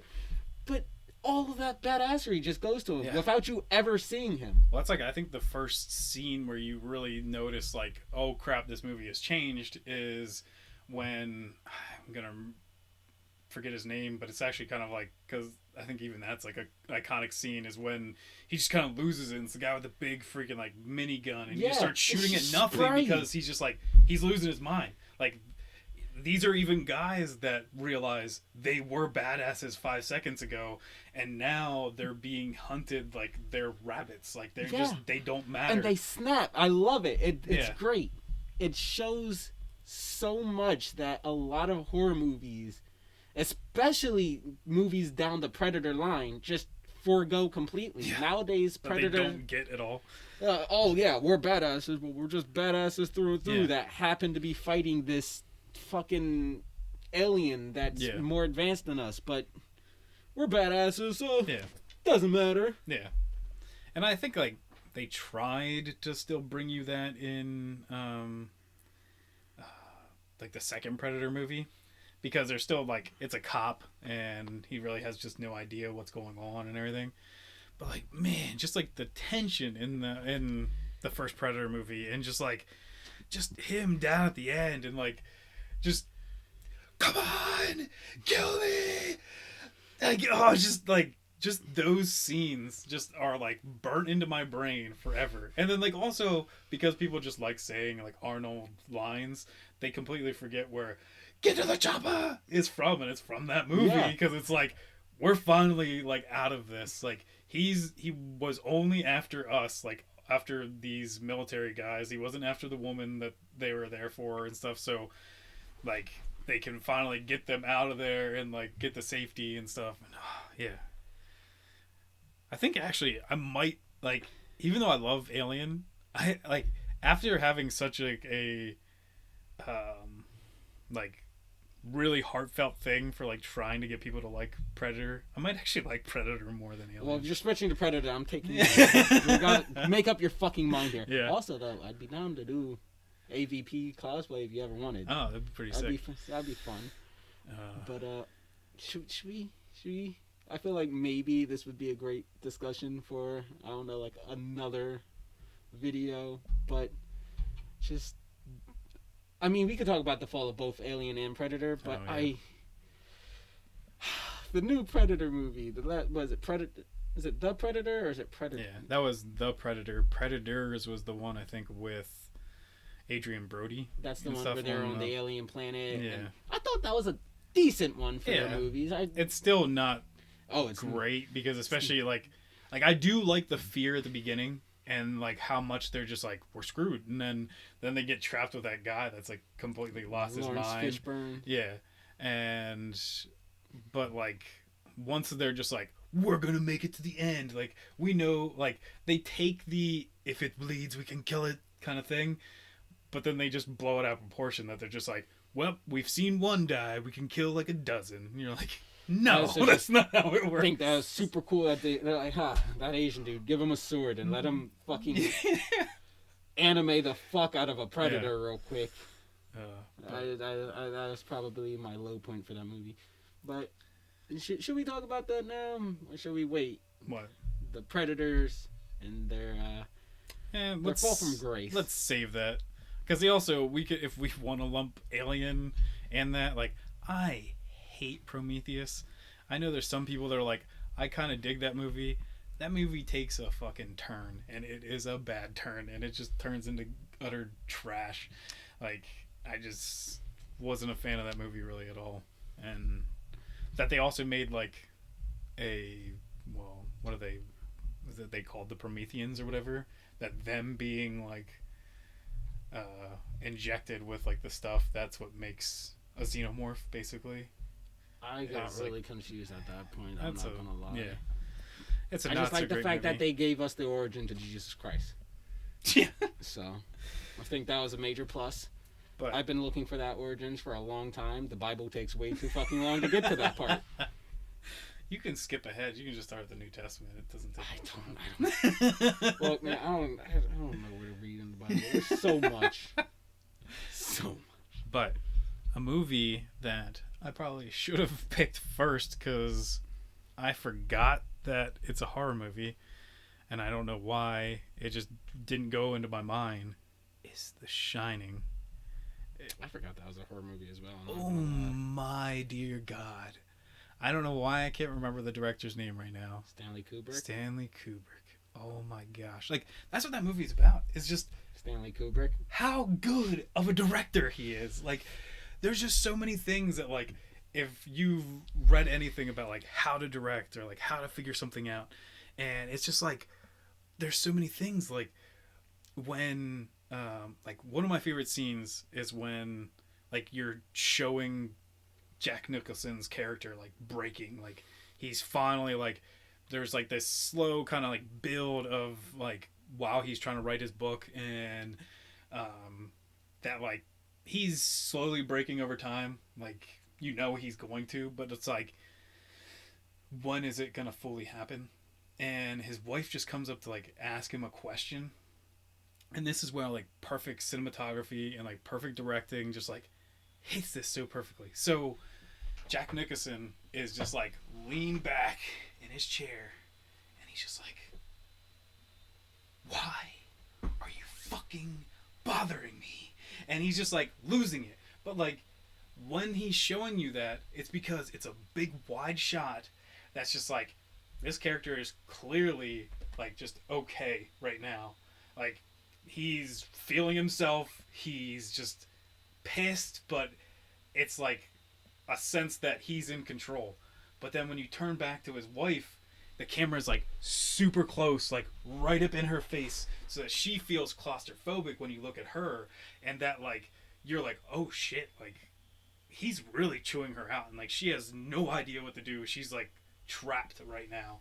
And that is just like, oh, like just that kind of like filmmaking, and like the setting up like the stuff with like his kid, and like what The Shining is and everything in it. And like, man, like I still go back and rewatch that movie, and I'm still somehow like in my head panicking that like she's not gonna make it out alive with her son. Like, and it's like, I know how this movie ends, but it just gives you this like crazy feeling. And just like their friend that comes even tries to like save him, and that like he dies in like 5 seconds. Like it's like perfect Stephen King kind of writing, that like bad shit just kind of happens. Like if this stuff is breaking out, doesn't mean that guy's actually going to be able to do something worthwhile. It's just kind of like he left behind the new thing that they can actually drive, and that was it. Like, and and that guy's dead. Like, it's just a flesh wound. He can walk it off. Yeah, but like, oh my gosh, like The Shining just, I love psychological horror. That movie just completely nails it. And it just gives you that dread, like claustrophobic, like you feel like you're trapped in that house, like, or in that hotel. Like you feel like there's no escape. Like it's so well done. Like we just said about like the spaceship in Alien. Like, yeah, you get that like, oh yeah. Even though space, I guess, is a little harder to get out, you're still like, oh yeah, like there's nowhere to go, basically. Like I'm screwed. So that's like, I guess both of those movies have that same thing for me, where it's like you're trapped.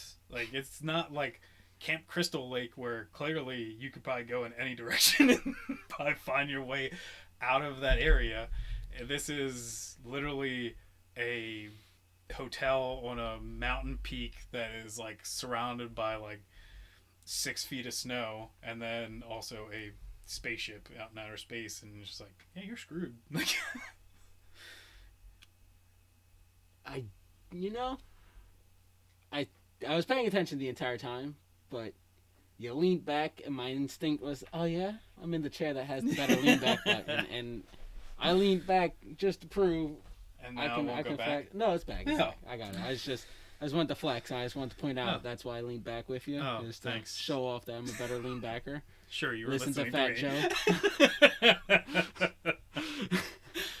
But okay. You got another horror movie, or do you want to talk about The Shining? I mean, you did a pretty goddamn good job of that's... going over The Shining, so we could go to my next one. But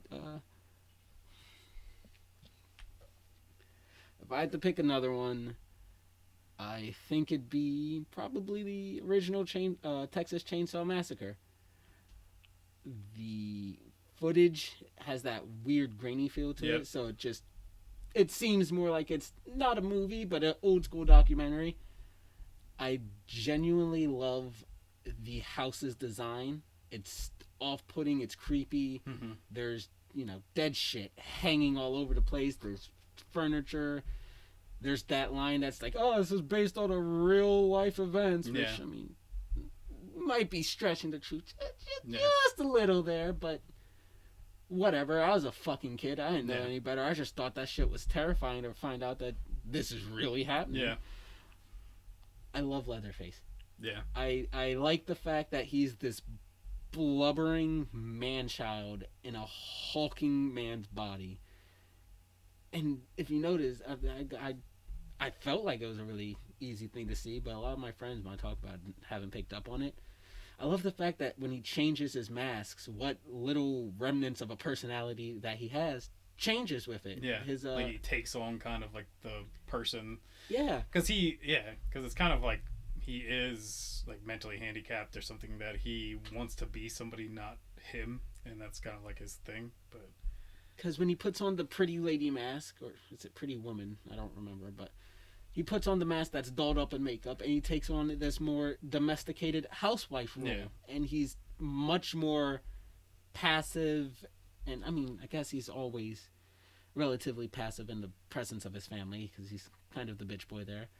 But he's much more passive. He's much more domesticated and kind-ish, maybe, as kind as he can get.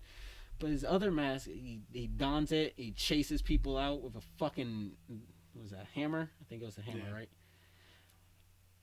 And the scene where he just opens up the door and he cracks that kid on the fucking head and drags him away. I was never prepared for it as a fucking child, so that got me. The fucking sound of it hitting him was just... It sounds so visceral, so real. It made you feel, again, not watching a movie. You're watching a real story unfold somehow. The fact that they're cannibals. Yeah. I feel like they played into it a lot, but me as a fucking child, I never picked up on it. I was just like, why aren't they playing into this more? That's terrifying. Yeah. Being eaten alive or dead in some cases. I also like the family that they unveil. Like, how do I put this? A lot of times, maybe barring Jason, since he has his mommy for the first movie, but most of these killers, they're just, I'm bad, so I kill. But the fact that it shows Leatherface probably isn't as bad as a person. He's more of a nurture than nature. Yeah. And he's a product of being nurtured by bad people. And he's raised to become a heartless killer, somebody that won't think twice. And I just thought that was really cool, because now I'm like, well, what happens if he's in a different environment? Can he be saved? Can he be fixed? And he brings up a lot of questions that I don't think of while watching slasher movies. Most of the time I just turn my fucking brain off and enjoy it. And especially with his sequels, I've learned to do the same. But actually, like, out of a lot of the other things I've gotten remakes, I kind of do like the remake, like when they try to do, like, that was probably like 2006 or something like that, when they did the remake of Leatherface. And the only reason is I kind of like the cop guy, like the sheriff or whatever, and that there was like a bigger thing of like how more modern that like these backwoods people could still just get out of like the from getting any kind of repercussions or whatever.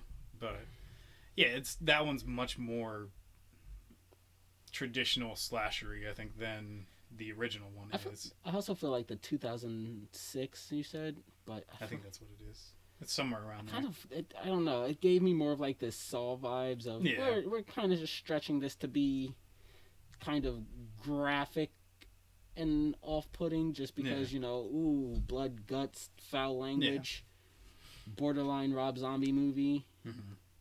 But that's. I know some people love them, but like those will never be on like a favorites list. It's like I always feel like I have to like choke it back and just like suffer through like House of a Thousand Corpses and Three from Hell, and stuff like that. Like I just don't really like it. Like it's just like I'll just get my way through it, but they're not huge for me. Like I don't. This is definitely going to be controversial for most people, but I actually didn't mind his first run on Halloween. Oh yeah. I mean, yes, all the characters kind of suffer from Rob Zombie syndrome of just being douchey, white trash foul mouths. Yeah, they're just like disgusting people. Like through and through. Like there's no saving grace to any character. But I still kind of like seeing the fact that it's. I definitely agree that less is more especially for horror. So the original Michael Myers you don't know his backstory, you don't know why he's just some dude in a mask walking around. I think that fits perfectly. But I do also, just for an origin story, I thought it was pretty good. I like, broken home. I like seeing him run or walk through the woods after the bully put on that crappy little clown mask and beat him to death with a big ass stick.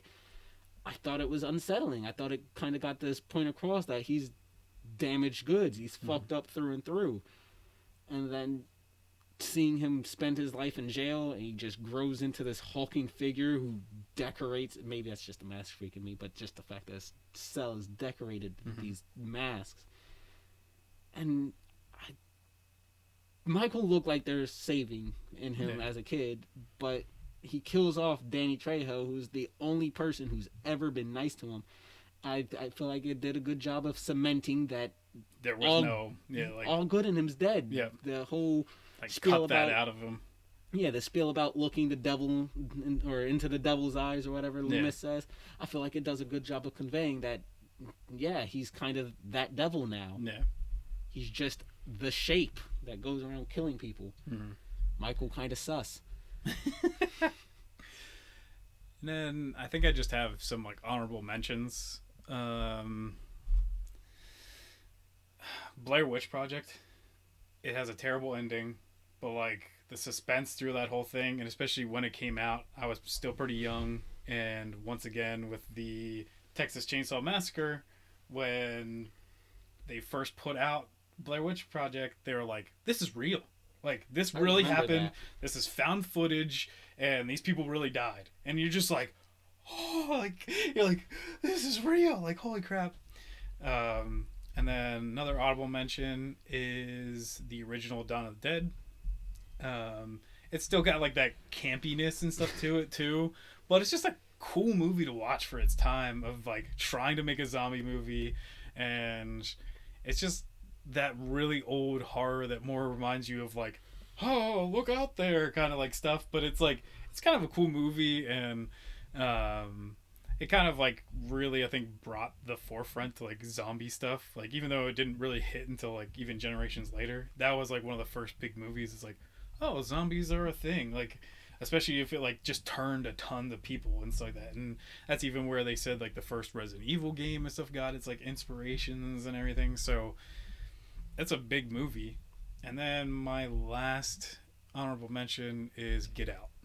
It's probably the last horror movie I actually really liked. Most of the movies in our list are like super old, so I was like, I want to throw one like decently new one, even though it came out like 4 or 5 years probably now. But as that being like I can't remember his name right now, Jordan Peele, being like his first horror kind of like entry, that movie is pretty freaking sick. And it's just like, I also, like I said, I like psychological horror. The movie does that very well, I think. And then they still give you kind of like your craziness at the end with like them gonna transfer brains over and everything. So it gets pretty crazy in that movie, but it's definitely one of my more recent horror movie favorites, I guess. If we're going honorable mentions, I definitely want to put John Carpenter's Halloween on there as well, like the original. I do actually like the 2018 remake, 2017, I don't remember. But the new one, I thought that was actually a damn good job at doing a remake, especially for as far as horror is concerned. But I feel like, again, John Carpenter's Halloween is a great show of suspense. Mm-hmm. There are so many scenes where you just see Michael in the background, and it's weird. Nobody seems to notice it, but you know that this dark presence is ever looming. He seems like he's everywhere, and he's always just drawing closer, and I think they do a great job at building this tension through it. Ooh, would my second honorable mention be? I have a third one, but I kind of want to save that for last because I think that'd be the best honorable mention. But did you like any horror movie in the last like 10 years? Yeah, actually, it's well, my I guess third you one. did just say that, but My third one. But you know what? I'll go back again into the well. Hellraiser. Oh, there we go. That was one that I feel like it's another underappreciated one, but Cenobites. they're badass designs. Mm-hmm. I love their philosophy. Yeah. Well, and also it's like, it's definitely, like you said, you like to root for the monster a lot. And Cenobites, you can definitely root for the monster because most of the people they kill are bad people. Yeah. Like, They're they are meant to be, like, demons, and they're, like, sent to, like, punish people. So, like, I don't root for really anyone in a Hellraiser movie. I definitely agree with that. And I just, again, it was another masterpiece in practical effects of just this gory, grotesque. Their blood was a little too red for my taste at times, but like, other than that, most of it just looks so realistic. It was a tie between either Hellraiser or As Above, So Below, just because I actually enjoyed watching it. It was kind of funny. But my last place goes to Netflix's, and I know that raises, I know that gets a lot of people scared hearing that in the title. This is sus. Netflix's Death Note. As an anime fan, I think there's nothing scarier than an American company making a anime movie. I think that is the most terrifying thing ever. Yeah, we'll have to get into that probably sometime. I still have never watched it. We're going to make you watch it. We're going to do an episode about we could do the watch-alongs for it. Yeah. Watch you despair in real time. Yeah. But no, I think As Above, So Below would take my third honorable mention spot. That's my go-to found footage movie, I guess. Yeah. It just sucks, like, sitting here, I'm coming up with even more stuff, like another Sam Raimi joint, Drag Me to Hell. It's a pretty damn horrifying... Yeah, I think that's Sam Raimi, if I remember right. It is a pretty terrifying movie. Like I said, I like when people can fight back, too. So, even though a lot of these, like, Exorcist of kind of things are crazy, or, like, a lot of these, with the Insidious movies, I just don't like the, like... I guess there is kind of usually like some kind of like fighting back, or they usually save their kids at the end from like a couple of them. I remember of being like dragged into like the other dimension, but they're kind of scary. Like they still kind of get me. Like they're not really like a best of movie that I'm like doing as an honorable mention. It's just kind of like a, you know what? Out of most, like, because I think a lot of newer horror is bad, they're kind of the ones that I'm like, they still kind of make me jump. And controversial here, I do think Insidious was kind of better than Conjuring. However, honestly, I don't remember much of Insidious 1 outside that discount Darth Maul red-faced demon.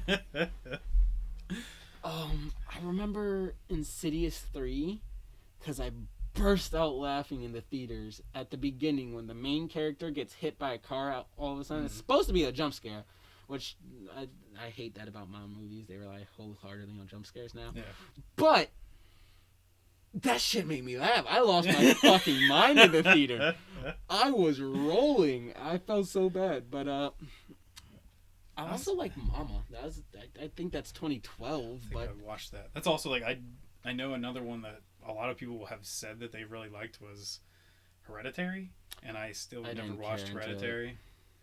I just heard there's like a twist that's what somebody said. It's just you have to watch it, and I'm not gonna tell you. You have to watch it, and I never watched it, and so I never saw what that twist was. That was like really scary. So it wasn't my cup of tea. Cabin in the Woods, love it. Great movie. That is for the walls and for like the. I genuinely enjoyed the twist too. Though the twist was fucking fascinating. I wish they didn't kill the world at the end. Spoiler, because I'd pay to see a fucking sequel. Yeah. Any other movies you can think of? No. Now it's more just popping up in my head about video games, because I would like to talk about best horror video games, because there's a lot I very much like. I know, I don't think you get to play or have played a bunch of horror video games, but I know, because you brought up Dawn of the Dead, and I'm not much for zombie movies. Yeah, I think most of them are video games. Yeah, zombie games on the other hand. That's like, you want major. I don't know if you've played Resident Evil 7. No, but if you want major, like, first Texas Chainsaw Massacre vibes, Resident Evil 7 is very that, like, and it also, like, gets back to more, like, especially after 6 and 5 and 4 being, like, more and more and more action. Even though it's first person shooter, it's way more on the survival aspect of it. Like, you actually feel scared kind of, like, in certain parts, and you're like, oh shit, I gotta get out of here. And like, you do have to do, like, more inventory management and everything, and it just feels more like a, like, 1 or 2 or like a 1, 2, 3, like a lot of the older ones, that it feels like more of those kind of Resident Evils where you actually have to, like, watch what you're doing, take down these big bosses that are kind of crazy and stuff. And I really dig that game. Like, yeah, it takes a turn at the end where it becomes less about, like, this tight-knit family where they're all creepy and stuff while you're trying to figure that out, and then takes a turn towards a Resident Evil kind of thing where it's like there's got to be some kind of underground lab or something like that, because it's got to be more Resident Evil somewhere in there. But like, definitely before they got back to, like, the remakes and stuff, because the remakes are amazing, but 7 is pretty damn good if look for those vibes. Be willing to do. I feel like it'd be great for, like, a playthrough or something. Yeah, we let's can do play it. or whatever. Yeah. I will get this out of the way now. I'm notoriously fucking bad at horror video games. Not because I get scared or because I'm bad at it, because I'm what's known as a professional idiot. I'm the guy who goes, "Oi, look over there, mate! A monster! Let's wrestle it! See what it can do!" You can do that in Resident Evil 7. There's a DLC where you play as the, like, uncle or something like that of the Baker family, and he literally does, like, suplexes and shit.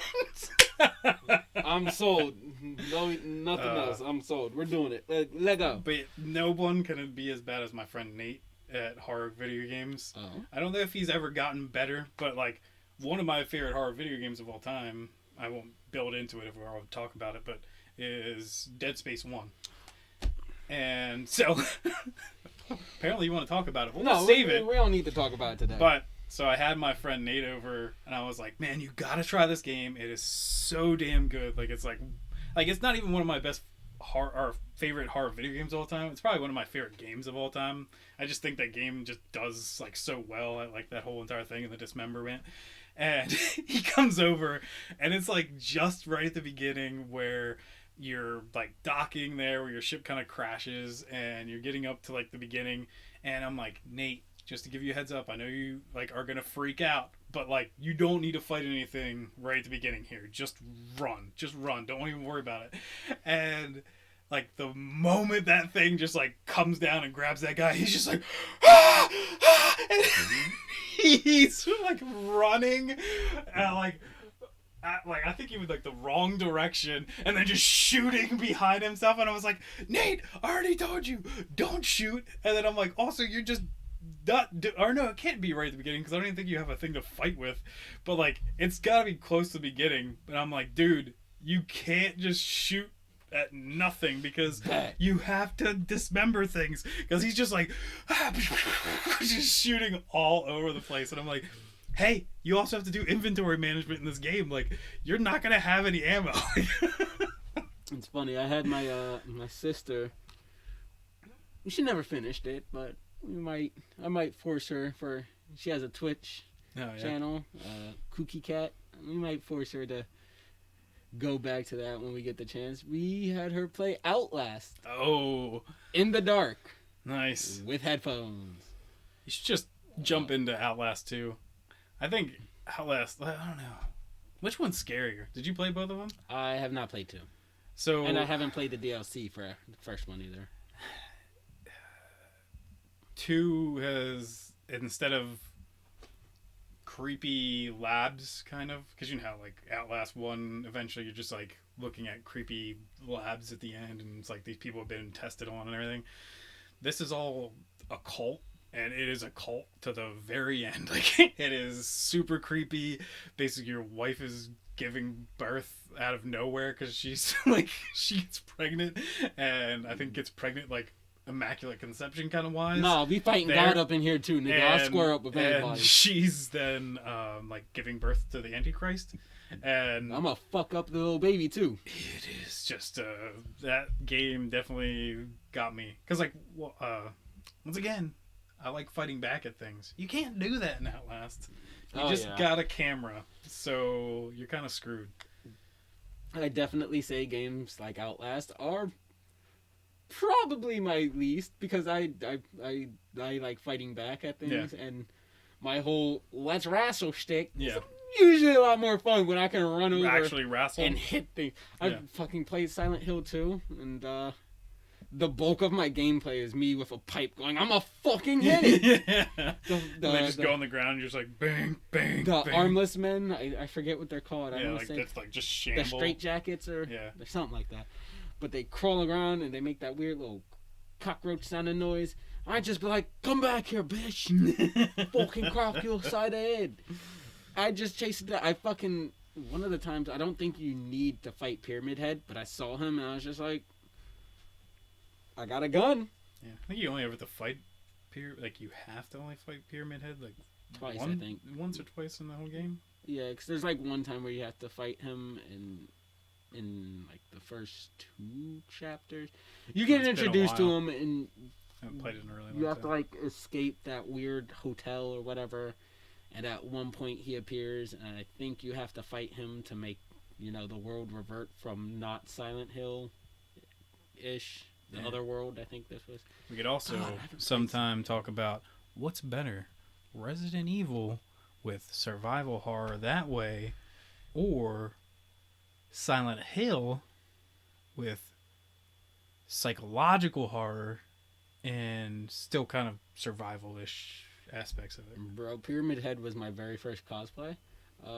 I could probably bring in the remnants of it. I don't have the great knife anymore, but I can bring in the big ass headpiece. It's pretty beat up at this point, but because even though like I think I love Resident Evil more, I think technically the story and stuff, even though like it's kind of jankily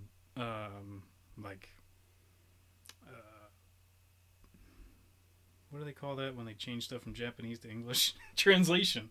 The translation's kind of janky in those games, and like the acting's kind of bad in like Silent Hill 2.